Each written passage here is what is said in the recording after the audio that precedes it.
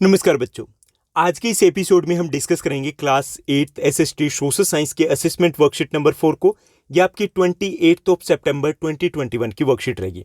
जैसे कि आप सभी को पता है, ये असेसमेंट वर्कशीट आपके क्लास टेस्ट या फिर यूटी की तरह होती है। सो आपसे एक्सपेक्ट किया जाता है, आपसे उम्मीद की जाती है कि आप इसको सेल्फ कीजिए, खुद कीजिए। अगर आप खुद कर सकते हो दैट्स ग्रेट, बहुत अच्छी बात है। क्योंकि अगर आप खुद करोगे तो खुद को असेस कर पाओगे, खुद का मूल्यांकन कर पाओगे कि आपने कितना पढ़ा, कितना समझा, कितना सीखा, कितना आपने जाना। अगर आप खुद नहीं कर सकते, सेल्फ नहीं कर सकते या नहीं करना चाहते किसी भी कारण से, तो भी एटलीस्ट ट्राई ज़रूर कीजिए। पहले आप इस असेसमेंट वर्कशीट को सॉल्व कीजिए, उसके बाद अपने आंसर्स, अपने सॉल्यूशंस को आप टैली कर सकते हो, मैच कर सकते हो इस असेसमेंट वर्कशीट वीडियो के साथ। Let's begin. चलिए शुरुआत करते हैं हम आज की इस असेसमेंट वर्कशीट नंबर 4 की। ये असेसमेंट वर्कशीट नंबर 4 है। इसमें 2 पार्ट रहेंगे। फर्स्ट पार्ट में हमें ऑब्जेक्टिव क्वेश्चंस दिए गए यानी वर मार्कर क्वेश्चन रहेंगे, और सेकंड पार्ट में हमारे सब्जेक्टिव क्वेश्चंस रहेंगे। फर्स्ट पार्ट में हमें एक एक्सट्रैक्ट दिए गए, हमें इस एक्सट्रैक्ट को रीड करना है और इस पर बेस्ड रहेंगे हमारे फर्स्ट 4 क्वेश्चंस जिनको हमें सॉल्व करना है। तो चलिए रीड करते हैं क्या दिया गया है यहाँ पर। Forest are our wealth. जो फॉरेस्ट है वो हमारी वेल्थ होती है, बहुत इंपॉर्टेंट वेल्थ है, यानी कि ये प्राइसलेस वेल्थ होती है, आपकी, मेरी, हम सब की है। क्योंकि फॉरेस्ट है, जैसे जल है तो जीवन है, वैसे ही फॉरेस्ट है तो भी जीवन है। फॉरेस्ट अगर गायब हो गए तो जीना मुश्किल हो जाएगा। ये फेफड़े हैं पूरी अर्थ के।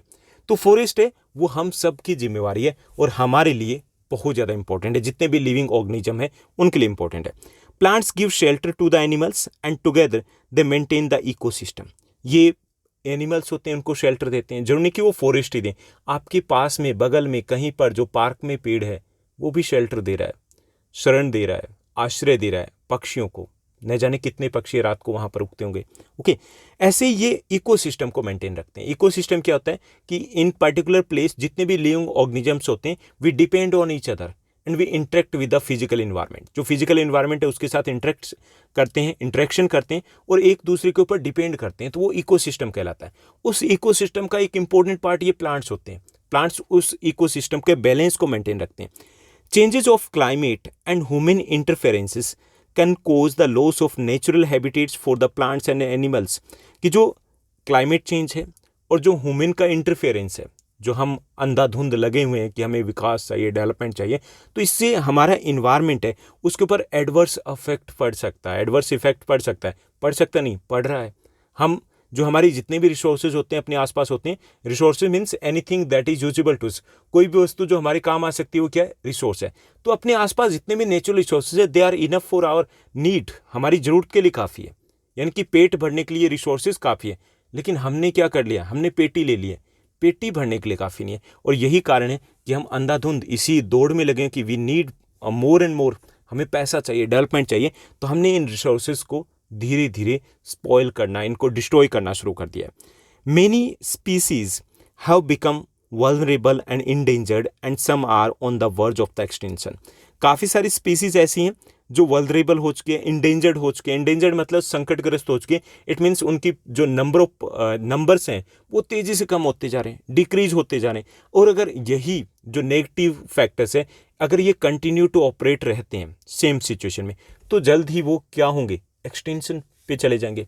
जैसे हम बात करते हैं ना, डायनासोर एक होता था, ऐसे हो सकता है कि इनमें से काफ़ी सारे जो स्पीसीज है वो ऐसा हो जाए उनके साथ। तो ज़रूरी है कि हम अभी से अवेयर रहें, अभी से अलर्ट रहें। Deforestation, soil erosion, constructional activities, forest fires, tsunami, landslide are the some of the human and natural factors which accelerate the process of the extension of these resources. इनमें से कुछ ये नेचुरल फैक्टर है, कुछ human factor है। जैसे deforestation, हम काट रहे हैं ना पेड़ों को। सॉइल इरोजन, इसमें मेनली हम रिस्पॉन्सिबल है। ओके, ऐसे कंस्ट्रक्शनल जो एक्टिविटीज़ होती है, constructional activities means construction of the dams, highways, railways, industries, उसके लिए क्या करते हैं? पेड़ों को काट देते हैं। जो हमें लगता है कि फॉरेस्ट अच्छा, ये फालतू का, यहीं पे हम सेटअप करेंगे। ऐसी जो फॉरेस्ट फायर है ये एक नेचुरल कोज होता है। सुनामी और लैंडस्लाइड ये नेचुरल कोज है, ठीक। तो इनसे भी ये रिसोर्सेज है वो अफेक्ट हो रहे हैं। One of the major concern is the poaching which result in the sharp decline in the number of the particular species. Poaching means that is the अवैध शिकार कह सकते हैं। अवैध तरीके से बेचने के पर्पज से, बिजनेस के पर्पज से जो शिकार किया जाता है, हंटिंग की जाती है, तो उसका पोचिंग कह सकते हो। Okay, the animals are poached for the collection and illegal trade of the hide, skins, nails, teeth, horns as well as the feathers etcetera. यानी इनका शिकार किसके लिए किया जाता है? हाइड्स के लिए, उनकी स्किन के लिए, उनके नेल्स के लिए, उनके टीथ के लिए, उनके हॉर्न के लिए, या फिर उनके पंखों के लिए उनका शिकार किया जाता है। सम ऑफ दीज एनिमल्स आर, जिनका शिकार किया जाता है, टारगेट किया जाता है, वो हैं tigers, lion, elephant, deer, black buck, crocodile, rhinoceros, snow leopard, ostrich, peacock. ये उनमें से मेन है जो टारगेट पे रहते हैं, जो इस टाइप के हंटर्स होते हैं उनके निशाने पे। तो ये था हमारा आज का एक्सट्रैक्ट और इस पर बेस्ड रहेंगे हमारे नेक्स्ट 4 क्वेश्चंस। फर्स्ट क्वेश्चन को देखते हैं।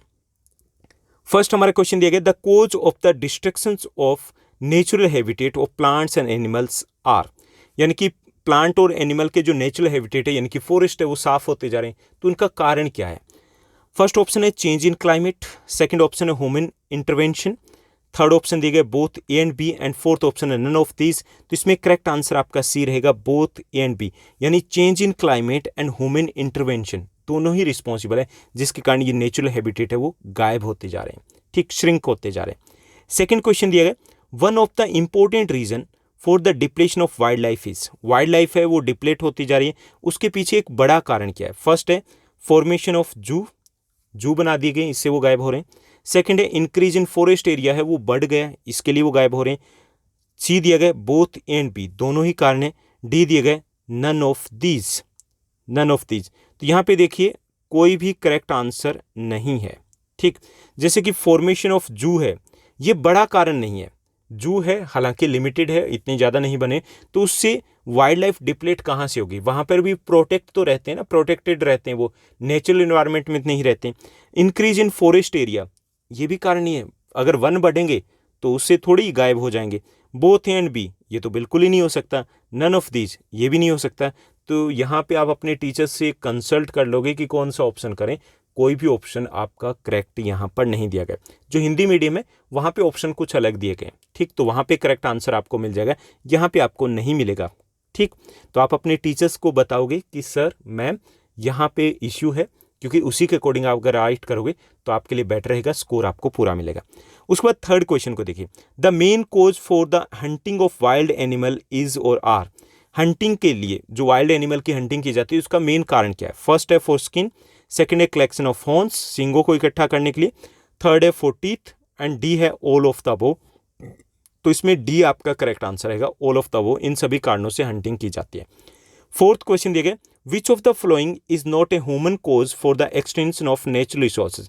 इनमें से कौन सा ह्यूमन कोज नहीं है नेचुरल रिसोर्सेज के डिप्लेशन के लिए? फर्स्ट है पोचिंग, शिकार कौन करता है? हम ही करते हैं, तो ह्यूमन कोज हो गया। कंस्ट्रक्शनल एक्टिविटीज, ये भी हम ही करते हैं, तो ये भी ह्यूमन कोज हो गया। डिफोरेस्टेशन, पेड़ों की कटाई हम ही करते हैं, तो ये भी ह्यूमन कोज हो गया। लैंडस्लाइड, ये भी कोज है नेचुरल रिसोर्सेज के डिप्लेशन का, लेकिन ह्यूमन कोज नहीं है, ये नेचुरल कोज है। तो डी आपका करेक्ट आंसर रहेगा। तो यहाँ पे देखिए एक बार फिर से, फर्स्ट में आपका सी रहेगा, सेकंड में आपका कोई भी नहीं है, जो थर्ड दिया गया उसमें आपका डी रहेगा, और फोर्थ जो दिया गया इसमें आपका डी रहेगा, ठीक। चलिए अब हम आगे बढ़ते हैं और डिस्कस करते हैं नेक्स्ट क्वेश्चंस को। यहाँ पे क्वेश्चन नंबर 5 to 10 भी दिए गए। तो हमारा क्वेश्चन नंबर 5, फिफ्थ क्वेश्चन दिया गया, write any 2 usages of land. Land के 2 यूज बताने हैं, बहुत सारे यूज है, 2 ही बताने हैं। फर्स्ट है on the land we do agriculture and produce food grains. जमीन के ऊपर, लैंड के ऊपर हम खेती करते हैं, एग्रीकल्चर करते हैं और फूड ग्रेन्स यानी कि खाद्यान्न पैदा करते हैं, पहला यूज होगा। सेकंड, वी डू और we perform all kinds of economics activities on land. जितने भी टाइप की इकोनॉमिक एक्टिविटीज होती है वो हम लैंड के ऊपर करते हैं, चाहे वो इंडस्ट्रीज हो चाहे और कोई काम धंधा हो, ओके। तो ये 2 यूज हो गए, काफ़ी रहेंगे। उसके बाद नेक्स्ट हमारा 6th क्वेश्चन दिया गया, चलिए उसको भी देखते हैं। 6th क्वेश्चन हमें दिया गया, what do you understand by ecosystem. Ecosystem क्या होता है ये हमें बताना है। एंड सेकंड है, why is the availability of per capita water in India low. हालांकि दोनों क्वेश्चन आपस में मिलते जुलते नहीं, लेकिन एक ही क्वेश्चन में एडजस्ट कर दिया। चलिए सॉल्व करते हैं। पहले बताना है इकोसिस्टम क्या है। All the living organism living in any particular place depend on each other, एक दूसरे के ऊपर डिपेंड करते हैं। And interact with the physical environment, जो फिजिकल इन्वायरमेंट है उसके साथ इंटरेक्ट करते हैं, इट इज़ कॉल्ड इकोसिस्टम, उसको हम इकोसिस्टम कहेंगे। जैसे आप दिल्ली या आसपास के एरिया में कहें तो जितने भी लिविंग ऑर्गेनिज्म है हम एक दूसरे के ऊपर डिपेंड करते हैं, आपको नहीं पता होगा लेकिन हम डिपेंड करते हैं, ठीक। यानी कि इनमें से कोई भी फालतू में नहीं है। साथ साथ जो फिजिकल इन्वायरमेंट है, हमारा जो इन्वायरमेंट है उसके साथ भी हम इंटरेक्शन करते हैं, वो भी हमारे लिए इंपॉर्टेंट है। तो ये मिल करके क्या हो जाएगा, ये हमारा हो गया इकोसिस्टम। ठीक, उसके बाद सेकंड हमारा पार्ट दिया गया कि why is the availability of per capita water in India low. Increasing population, increasing population का मतलब समझ रहे हो ना, ज़्यादा लोग, डिमांड बढ़ रही है। Increasing population and pollution are the two main reason for the low per capita availability of the water in India. यानी कि पानी की जो कमी है उसके बड़े दो कारण है, एक तो पॉपुलेशन बढ़ती जा रही है, दूसरा पॉल्यूशन भी बढ़ता जा रहा है। ठीक, उसके बाद सेवंथ हमारा क्वेश्चन रहेगा, चलिए उसको देखते हैं। सेवंथ क्वेश्चन है right any two methods for conservation of wild life. Wild life के कंजर्वेशन के दो मेथड हमें बताने। फर्स्ट है deforestation should be stopped. Deforestation है उसको हमें रोकना चाहिए, पेड़ों की कटाई उसके ऊपर रोक लगनी चाहिए, स्ट्रिक्टली लगनी चाहिए। सेकेंड है we must ensure the participation of society through social awareness.